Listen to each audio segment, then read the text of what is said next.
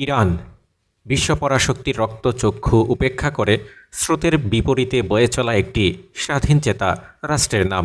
কিন্তু কিভাবে দেশটির রাজনৈতিক ব্যবস্থা চলে, কোন ক্ষমতার ছড়ি কার হাতে, আজকের ভিডিওতে সংক্ষেপে সে বিষয়ে আলোচনা করব। শীর্ষ ধর্মীয় নেতা ইরানের সবচেয়ে ক্ষমতাধর ব্যক্তি। 1979 সালে ইসলামী বিপ্লবের পর থেকে দুজন সেই চূড়ান্ত ক্ষমতার অধিকারী হয়েছেন।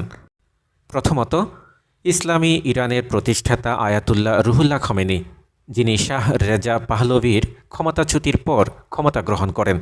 আর দ্বিতীয়জন হলেন খামেনির উত্তরসূরি আয়াতুল্লাহ আলী খামেনি, যিনি এখন ইরানের শীর্ষ ক্ষমতায় অধিষ্ঠিত রয়েছেন।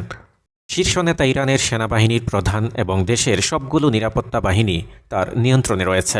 দেশের বিচার বিভাগের প্রধান তিনি নিয়োগ দেন এবং সেই সাথে রাষ্ট্রীয় প্রচারযন্ত্র অর্থাৎ টিভি এবং রেডিও তার নিয়ন্ত্রণে। এছাড়া শত শত কোটি ডলারের অনেকগুলো জাতীয় দাতব্য প্রতিষ্ঠান রয়েছে, যেগুলোর দায়িত্ব শীর্ষ নেতার হাতে।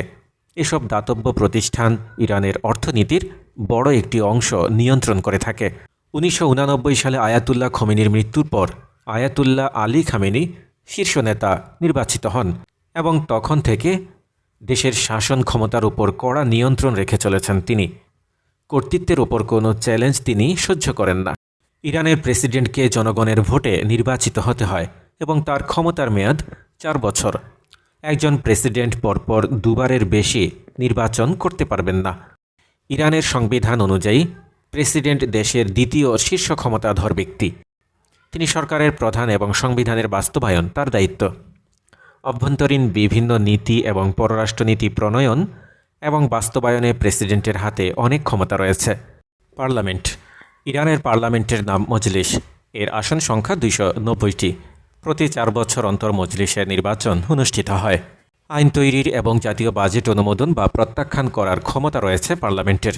সেই সাথে পার্লামেন্ট সরকারের মন্ত্রী এবং প্রেসিডেন্টকে ইমপিচ করতে পারে, অর্থাৎ তাদের ক্ষমতা থেকে সরাতে পার্লামেন্টে বিচারের মুখে দাঁড় করাতে পারে।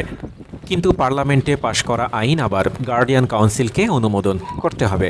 2020 সালের পার্লামেন্ট নির্বাচনে ধর্মীয় রক্ষণশীল প্রার্থীরা অনেক ভালো ফল করেছিলেন, কারণ গার্ডিয়ান কাউন্সিল 7,000-এরও বেশি সম্ভাব্য প্রার্থীকে ভোটে দাঁড়ানোর অনুমতি দেয়নি এবং প্রত্যাখ্যাতদের সিংহভাগই ছিলেন উদারপন্থী এবং সংস্কারবাদী। Guardian council. ইরানের সবচেয়ে প্রভাবশালী প্রতিষ্ঠান হচ্ছে গার্ডিয়ান কাউন্সিল। পার্লামেন্টে পাশ করা সব বিলে এই কাউন্সিলের অনুমোদন প্রয়োজন হয়। চাইলে তারা যে কোনো বিলে ভেটো দিতে পারে। পার্লামেন্ট বা প্রেসিডেন্ট নির্বাচনে কে প্রার্থী হবেন বা হবেন না তার চূড়ান্ত সিদ্ধান্ত এই কাউন্সিলের মাধ্যমে আসে। 12 সদস্যের গার্ডিয়ান কাউন্সিলে থাকেন 6 জন ধর্মীয় তাত্ত্বিক, যাদের নিয়োগ করেন শীর্ষ নেতা। বাকি 6 জন হলেন আইন বিশেষজ্ঞ, যাদের নাম প্রস্তাব করে আইন বিভাগ। যদিও এই 6 জনের চূড়ান্ত নিয়োগ পেতে পার্লামেন্টের অনুমোদন লাগে। 6 বছরের জন্য তারা নিয়োগপ্রাপ্ত হন। বর্তমান গার্ডিয়ান কাউন্সিল কট্টরপন্থীদের নিয়ন্ত্রণে। এমনকি কাউন্সিলের বর্তমান চেয়ারম্যান আয়াতুল্লাহ আহমদ জান্নাতি নিজেও একজন কট্টরপন্থী হিসেবে বেশ পরিচিত। অ্যাসেম্বলি অব এক্সপার্টস বা বিশেষজ্ঞ পরিষদ।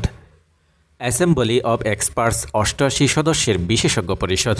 এতে থাকেন ইসলাম বিশেষজ্ঞ এবং ধর্মীয় নেতা। শীর্ষ নেতার নিয়োগ এবং তার পারফরমেন্সের উপর নজরদারির ক্ষমতা রয়েছে এই পরিষদের হাতে। এই পরিষদ যদি মনে করে শীর্ষ নেতা তার দায়িত্ব ঠিকমতো পালন করতে পারছেন না, তাহলে তারা তাকে ক্ষমতা থেকে সরিয়ে দিতে পারেন। অবশ্য শীর্ষ নেতার কোনো সিদ্ধান্তকে বিশেষজ্ঞ পরিষদ চ্যালেঞ্জ করেছে তার কোনো নজির এখন পর্যন্ত নেই। তবে 82 বছরের আয়াতুল্লাহ আলী খামেনির শারীরিক অবস্থা নিয়ে উদ্বেগ বাড়ায় এই পরিষদের গুরুত্ব বাড়ছে। আয়াতুল্লাহ খামেনি যদি কাজ করার ক্ষমতা হারিয়ে ফেলেন বা মারা যান, গোপন ভোটে নতুন একজন শীর্ষ নেতা নির্বাচিত করবে 88 সদস্যের এই বিশেষজ্ঞ পরিষদ। এই বিশেষজ্ঞ পরিষদের সদস্য নির্বাচনে প্রতি 8 বছর অন্তর ভোট হয়। শেষবার ভোট হয়েছিল 2016 সালে। তখন উদারপন্থী এবং সংস্কারপন্থীরা 60% আসনে জেতেন। তবে বিশেষজ্ঞ পরিষদের বর্তমান চেয়ারম্যান আয়াতুল্লাহ আহমেদ জান্নাতি একজন ধর্মীয় কট্টরপন্থী হিসেবে পরিচিত। তিনি একই সাথে গার্ডিয়ান কাউন্সিলেরও প্রধান। এক্সপেডিয়েন্সি কাউন্সিল। এই পরিষদের অন্যতম দায়িত্ব বিভিন্ন বিষয়ে শীর্ষ নেতাকে পরামর্শ দেয়া। তাছাড়া কোনো আইন নিয়ে পার্লামেন্ট এবং গার্ডিয়ান কাউন্সিলের মধ্যে মতবিরোধে মধ্যস্থতা করে এই পরিষদ। শীর্ষ নেতা ৪৫ সদস্যের পরিষদের সদস্যদের নিয়োগ দেন। সুপরিচিত ধর্মীয়, সামাজিক এবং রাজনৈতিক ব্যক্তিত্বরাই এর সদস্য নির্বাচিত হন। প্রধান বিচারপতি। ইরানের প্রধান বিচারপতিকে নিয়োগ দেন শীর্ষ ধর্মীয় নেতা। প্রধান বিচারপতি দেশের বিচার বিভাগেরও প্রধান। ইসলামী আইনের প্রয়োগ নিশ্চিত করা তার দায়িত্ব। বর্তমান প্রধান বিচারপতি ইব্রাহিম রাইসি একজন কট্টরপন্থী ধর্মীয় নেতা। তিনি এবার প্রেসিডেন্ট পদপ্রার্থী এবং জনমত জরিপ অনুযায়ী ১ নম্বর ফেভারিট। ভোটার। ইরানে ৮,৩০,০০,০০০ জনসংখ্যার মধ্যে ভোটার সংখ্যা ৫,৮০,০০,০০০। ১৮ বা তার বেশি বয়সীরা ভোট দিতে পারেন। ইরানের জনসংখ্যার অর্ধেকেরই বয়স ৩০-এর নিচে। ফলে ভোটারদের বিরাট একটি অংশ তরুণ যুবক। ইরানে ১৯৭৯ সালে ইসলামী বিপ্লবের পর থেকে ভোটার উপস্থিতির হার ৫০% উপর। ব্যতিক্রম ছিল ২০২০ সালের পার্লামেন্ট নির্বাচন। কট্টরপন্থীদের ব্যাপারে বিরক্তি এবং অর্থনৈতিক দুর্দশা নিয়ে অসন্তোষের কারণে বহু মানুষ ভোট দিতে যাননি। সেনাবাহিনী। ইসলামিক রেভলিউশনারি গার্ড বাহিনী বা আইআরজিসি ইরানের সামরিক বাহিনীর গুরুত্বপূর্ণ একটি অংশ। ইসলামী বিপ্লবের পরপরই ইসলামী ব্যবস্থা নিশ্চিত করতে এবং নিয়মিত সেনাবাহিনীর ক্ষমতায় ভারসাম্য নিশ্চিত করতে আইআরজিসি প্রতিষ্ঠা করা হয়।